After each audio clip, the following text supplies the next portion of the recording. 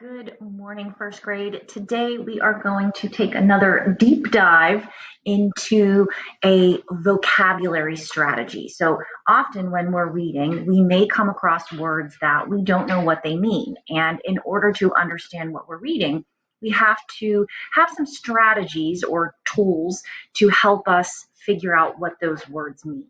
So today we're going to talk about the strategy called list, group, label. And I think it'll make a little more sense once we get to that part. But let's start by thinking about if you wanted to draw a picture of a hare or a rabbit, and you may be thinking of if you have already listened to the fable, The Hare and the Tortoise, you might be thinking of the hare. But thinking about a hare or a rabbit, if you wanted to sit down and make a drawing of a hare or a rabbit, what would you need to include in your drawing? So I'll give you a second to think about that. What would be some things that you would need to include in that drawing? What do you think? So as I'm thinking about it, I know that I would need to include the head, right? A hare or a rabbit has a head.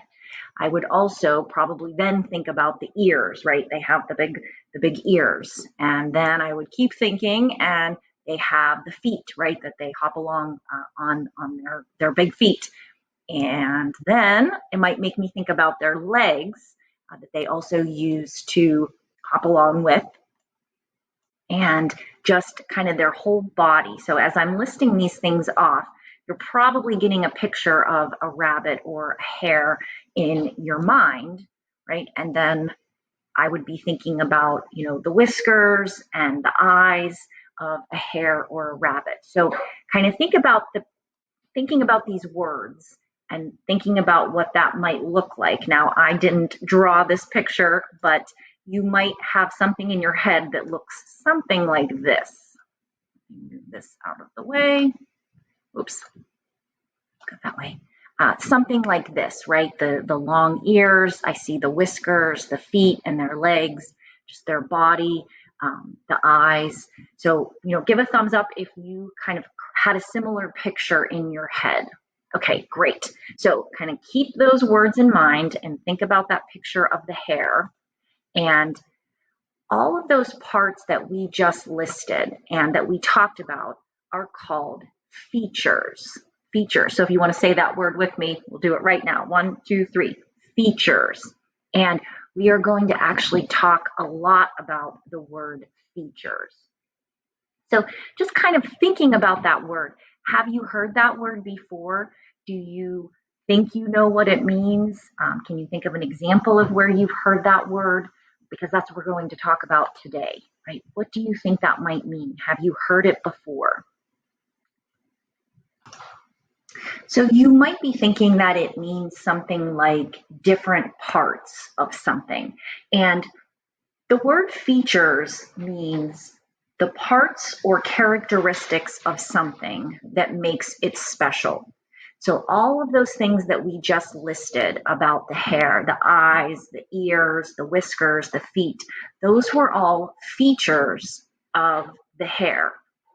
So now let's take a look at this list group strategy that we talked about in the beginning.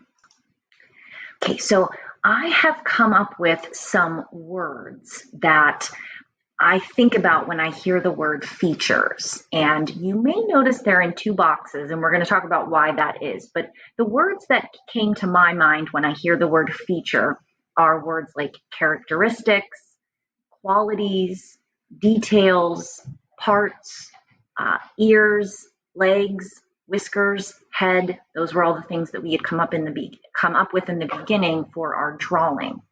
And what can be helpful for helping us to understand and remember words is to put things into groups or categories, right? It helps our brain to kind of make sense of things and understand when we can put things in categories. So when you have a word and then you think of other words that are related to that word, or you think of that make you think of when you hear the word, we can put them into groups like I have here. So I put these words, characteristics, qualities, details, parts, on one side, and I put ears, legs, whiskers, head on the other side. Can you think about maybe why I did that? Why I separated those two groups? Yeah, these words on this side are all words that to me are similar to the word features. Like we could say features, or we could say characteristics, or the qualities, or details about something, where the words on this side are more examples of features. So by kind of organizing these words and labeling the groups that we put them in, so we would label this side as words that mean close to the same as features, and we could label this side as words that are examples of features. It just helps our brain, again, to kind of organize things and understand and make sense of the words, because we are kind of putting labels and categorizing things, right? We like to do that. That helps us to, like I said, make sense and remember what we are learning or a new word that we've learned. Okay, so back to that, the name of the strategy, the list group label strategy. The first step was we made a list of words that we thought of when we heard a certain word, like features.